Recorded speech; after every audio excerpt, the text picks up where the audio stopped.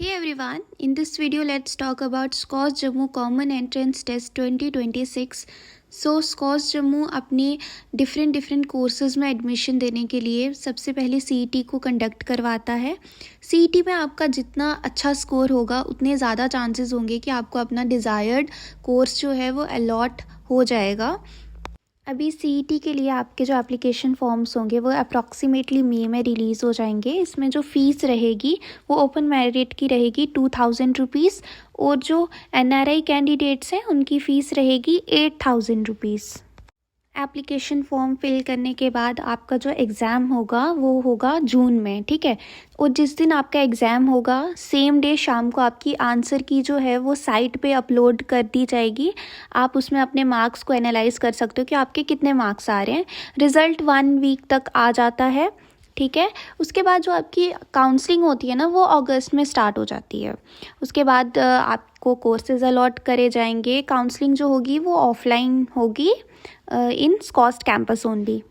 अभी अगर हम एलिजिबिलिटी की बात करते हैं तो अगर आपको BSc honours agriculture, horticulture, dairy technology या बायोटेक्नोलॉजी इनमें अगर आपको एडमिशन लेनी है तो आपका 12th में physics chemistry biology, physics chemistry maths, physics chemistry biology maths और एग्रीकल्चर, ये अगर आपके सब्जेक्ट्स हैं तो आप एलिजिबल हैं कि आप इन कोर्सेज़ में एडमिशन ले सकते हैं।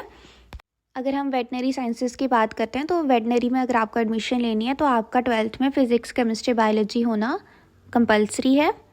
और अगर आपको बीटेक एग्रीकल्चर इंजीनियरिंग में एडमिशन लेनी है तो आपके जो सब्जेक्ट्स होने चाहिए 12th में वो होने चाहिए फ़िज़िक्स केमिस्ट्री मैथ्स और एग्रीकल्चर।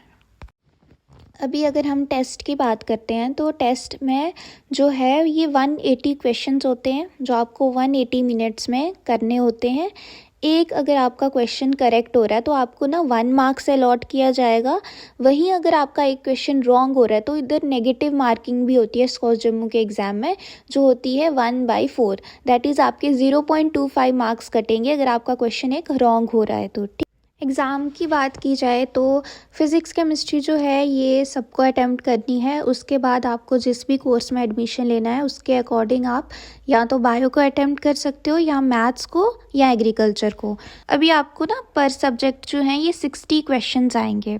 60 क्वेश्चंस आपको फ़िज़िक्स के आएंगे, 60 क्वेश्चंस आपको केमिस्ट्री के आएंगे और 60 क्वेश्चंस आपको उस सब्जेक्ट के आएंगे जिसमें आपको अपेयर करना है एग्ज़ाम को।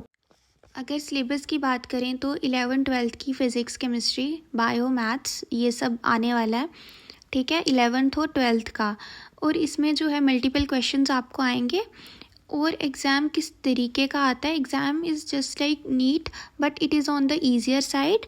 बायो में जो है वो कुछ क्वेश्चंस जो होंगे वो रिलेटेड टू JNK भी आएंगे but they are very few questions.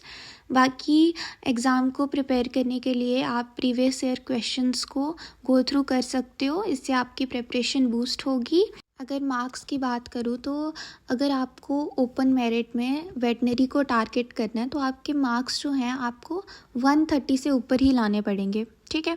और अगर आपको एग्रीकल्चर में एडमिशन लेनी है तो 100 मार्क्स को आप टारगेट लेके चल सकते हो। एग्ज़ाम का सेंटर जो होगा ये जम्मू में ही होगा। अगर आप लद्दाख से हो या कश्मीर से हो तो आपको जम्मू आना पड़ेगा टू गिव दिस एग्ज़ाम। और जो इसकी टाइमिंग रहेगी वो रहेगी 10 AM से 1 PM तक और ड्यूरेशन 3 आवर्स की रहेगी।